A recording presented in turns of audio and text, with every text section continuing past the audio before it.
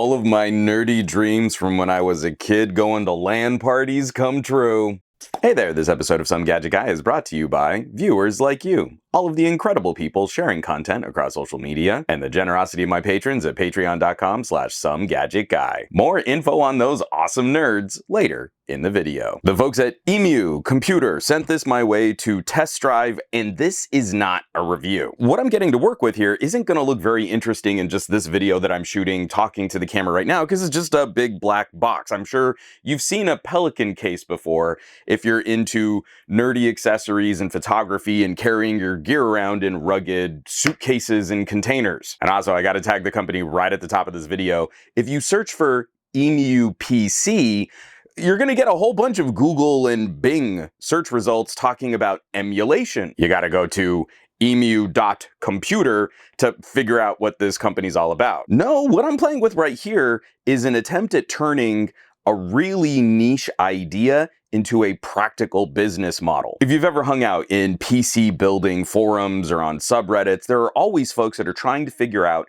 how can we take a more desktop style solution and pack it into a more portable and more rugged container. Take a rugged rolling suitcase, put a monster gaming PC inside. It's a really fun project that lots of folks like to see what they can do when they tinker. So what if we took that energy and tried to turn it into a legit business model? The folks at Emu are coming from a background in content and multimedia production. I've worked on a couple location shoots. You always have to set up some kind of village of computers and technology to handle all of the data coming from memory cards and recorders and cameras. And then I've also worked on projects like covering trade shows. Back in the day when I was hosting at CES, we would have to have one of our editors drive to Vegas while the rest of us got to fly, just so that he could wheel in a monster workstation chassis and multiple monitor setup so we could just feed him video project after video project. He never got to leave the hotel room. This idea here would have helped him out a lot. His carry-on luggage would have been a rolling workstation. That's the big hook. A lot of our creative types probably don't want to run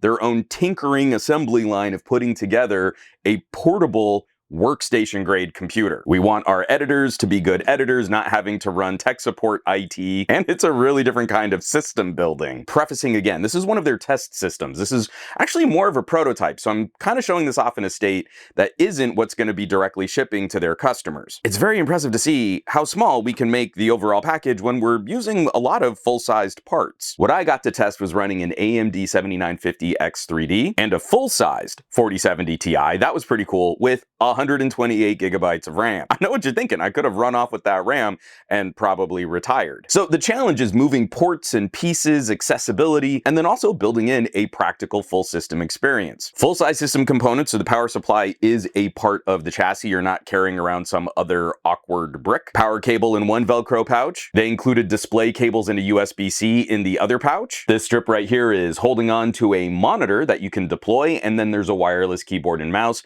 packed under the lid. I'm going to be showing some close-up photography, and you're going to see some parts and pieces that aren't production ready. I really want to get that idea out ahead, but even for some of the rough spots around, you can see some nice attention to details. We've got little antennas here for Wi-Fi and Bluetooth, but you can see on the pouch side, they've used a shorter pouch that has clearance, so those antennas are going to tuck right into the lid of the case. Nice padding all around the chassis. It was easy to lift the system out if you needed to do some maintenance. And it's a Pelican case. You still want it to be shock resistant and water resistant. It latches, it closes all up, it's airtight. So when this is being used, when it's deployed, all of the fans, they need to kind of vent up vertically. The power supply fan, the CPU cooler, of course, the GPU fans. I tinkered around with it. I was mostly just playing with it as a video editing solution. I cut a couple videos off of it. It was really fun to use. The power profile focusing on a quieter operation, which was fine enough for cutting up 4K video. Fans, of course, kicking on a lot louder when I was getting into rendering, or a few of the plugins that are a little more GPU intense. It's a DIY project that pops up a lot in these kinds of enthusiast communities. If you've watched any videos on my channel before, I think it's always important to have a spectrum of options and solutions. A lot of folks out there might be saying, why not use a laptop? Or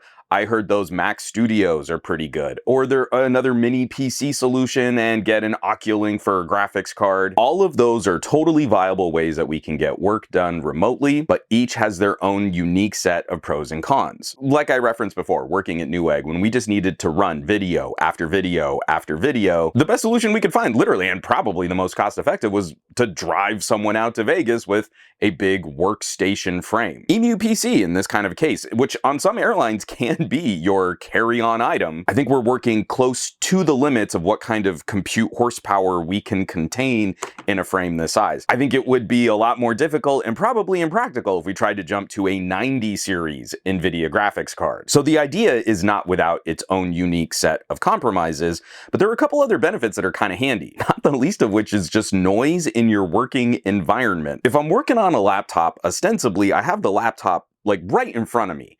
And when I was cutting up video here, all I had to do was unplug some of the monitors over at my main workstation, plug them in here, and then I shoved this on the floor. And even when the fans would spin up a little bit while I was working, I had more distance and I had a whole desk in between me and that noise. It's been some of my complaints on even mini PCs. We think we're gonna keep that mini PC closer to our actual work area, and then that little hummingbird fan kicks on, and for some people they can be really sensitive to that. Plus there's an interesting cost factor at play here where we're using more desktop grade components, and trying to match some of the specs here in a laptop could be even more expensive, especially in this era now where component pricing is going kind of crazy. Something like this is going to be more expensive than all of these parts and pieces in a more traditional PC case, but it could end up being cheaper than trying to match the workstation grade performance in something more like a laptop. And I just realized that I've talked for this long and I haven't detailed what the specs are going to be for the more production version of this idea. There's already a wait list.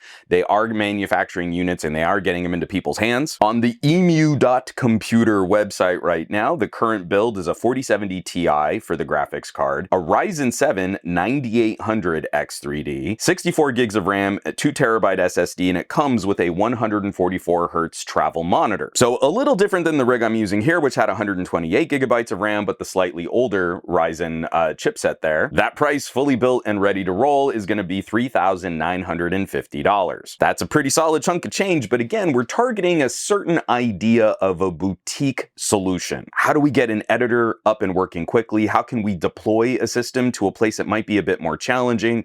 How can we protect more sensitive components? And it takes some of the worry off of the plate of the end user. This isn't a rig that someone has to kind of build and piecemeal themselves. If there's a problem, they communicate with the manufacturer. They communicate with Emu.Computer. I'm not trying to sell this to folks, even in that idea, like how I opened the video, like talking about my old days, like lugging an old PC to a LAN party. Something like this could fit in there really, really well. But I think a lot of those enthusiasts, those are the kinds of people that might be looking on how to roll their own, how to build their own. I just recently had a conversation with a friend of mine who's an editor. He's working on a show right now and everything has to be done VPN remote.